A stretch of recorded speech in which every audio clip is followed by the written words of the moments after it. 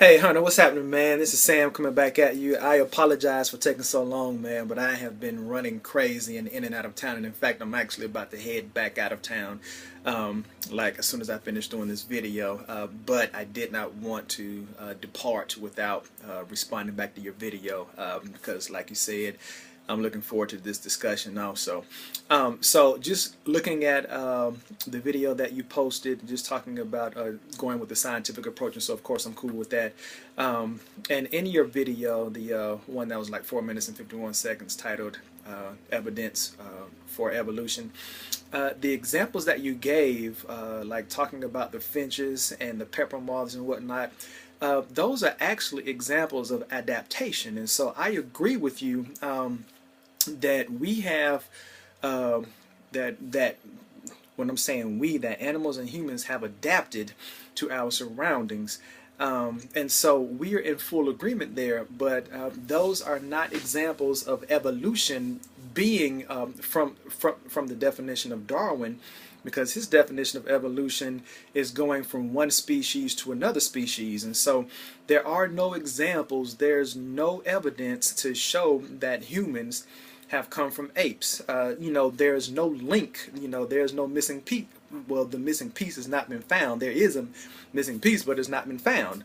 And so with all of the advances that have been made in science, you would think that there would be a missing link to show humans, Homo sapiens, coming from apes, but it doesn't exist. And there's even no evidence to show like dogs coming from fish or anything like that.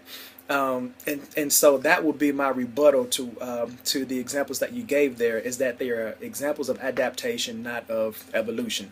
All right, and then you talked about bad design. And it's interesting here, because if evolution were true, because you made the point that with humans and our hearing, that dogs' hearing is a lot better than the hearing of humans.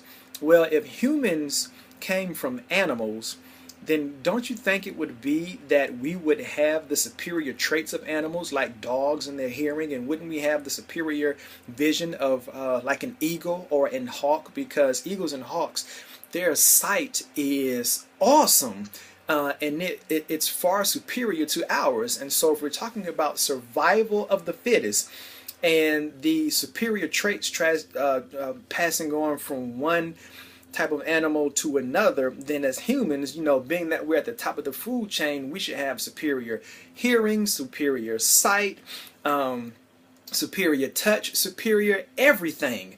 But that's not the case. Why? Because when you look at evolution as defined by Darwin, it just doesn't exist. And then also, just to correct you on something, because when I was talking about the fact that there are a lot of scientists that don't believe in evolution, well, of course, on the flip side, of course, there are a lot of scientists who do believe in evolution. But the main point that I was trying to make is that there are more and more scientists who are coming out saying that they do not believe in the theory of evolution as presented by Darwin. A prime example would be Dr. Anthony Flew. Dr. Anthony Flew was an atheist, and back in the 70s and 80s and even maybe into the 90s, he was like a staunch supporter of atheism and of evolution, but he kept studying, and the evidence again pointed more toward there being a creator. And so now Dr. Anthony Flew is a Christian. So he's flipped from being an atheist to being a Christian, and that's because he's gone and done the research. And I think that you would have to agree that if you go and research Dr. Anthony Flew, and he spells his name as Antony, so there's no H in Anthony, and I guess it's more so it's Antony Flew.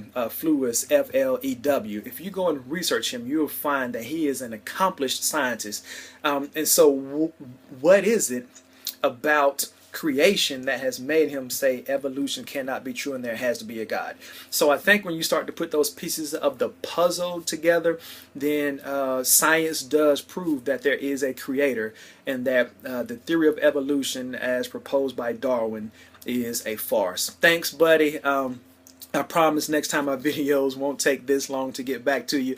You have a great one, man. I hope you're having a great weekend, and I'll talk to you soon, man. All right, peace.